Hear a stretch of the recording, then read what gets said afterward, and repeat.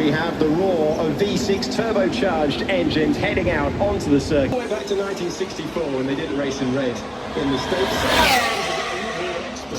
They didn't. But the livery has been really special, innovative techniques and his livery paint. So if you look down the field, that into the heavy braking zone, and if you were McLaren last year, it was Lando Norris' mate and his teammate, Lando Norris, second in the world. He's reporting that not. And everything's falling apart. What a bizarre radio message to start the weekend. He was late out compared to us. That's outrageous, actually. The mechanics told him.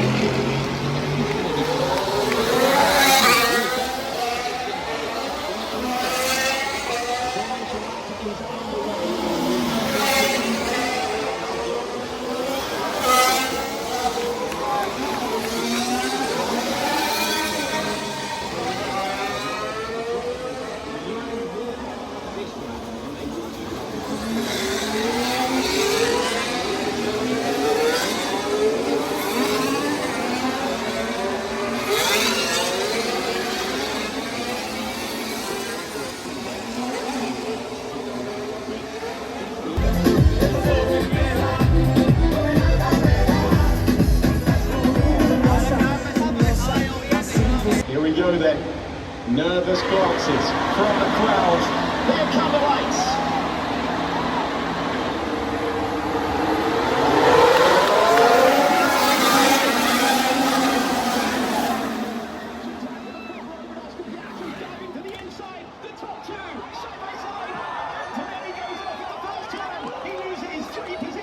Can anyone go for a late lunge? There's a Williams risking it to the inside.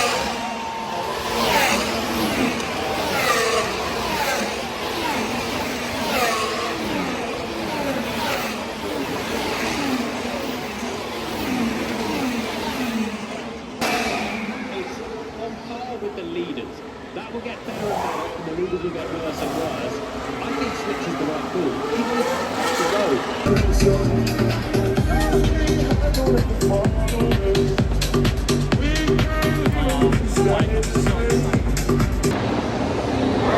To strike 4 here, local time, and we will illuminate the yellow train.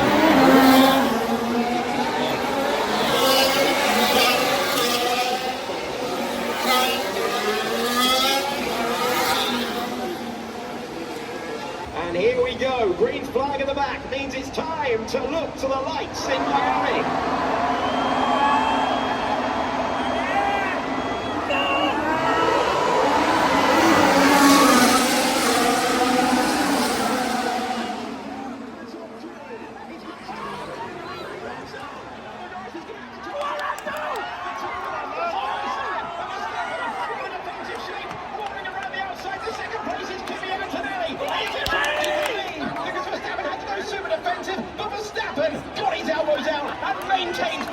Elbows out indeed. I said the grip level will be low, and I think everyone's just found that in the opening corners. Lando Norris. Pressure on the Italian rookie, who is just one lap into his 6th Grand Prix.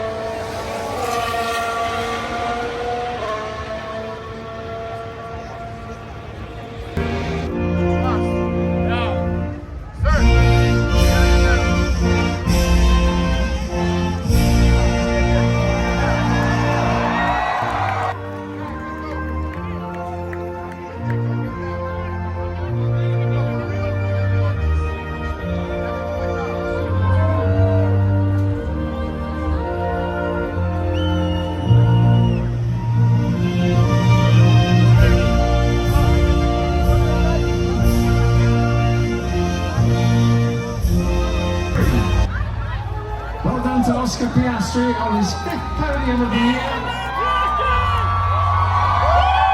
Congratulations, he is now presented with the unique FIA President's Medal by the President of the FIA, Mohammed bin Sulayem. To the winning constructor, the trophy presented to the second place driver, Lando Norris, his 5th podium of the year. The trophy presented by George Silverman, the President of ACUS. Congratulations to Lando, and to the 3rd place driver, George Russell, his 4th podium of the year. The trophy presented by Tom Carpenter, managing partner of the Miami Grand Prix, President and CEO of the Miami Dolphins. Well done to George. Celebrate with Trackside.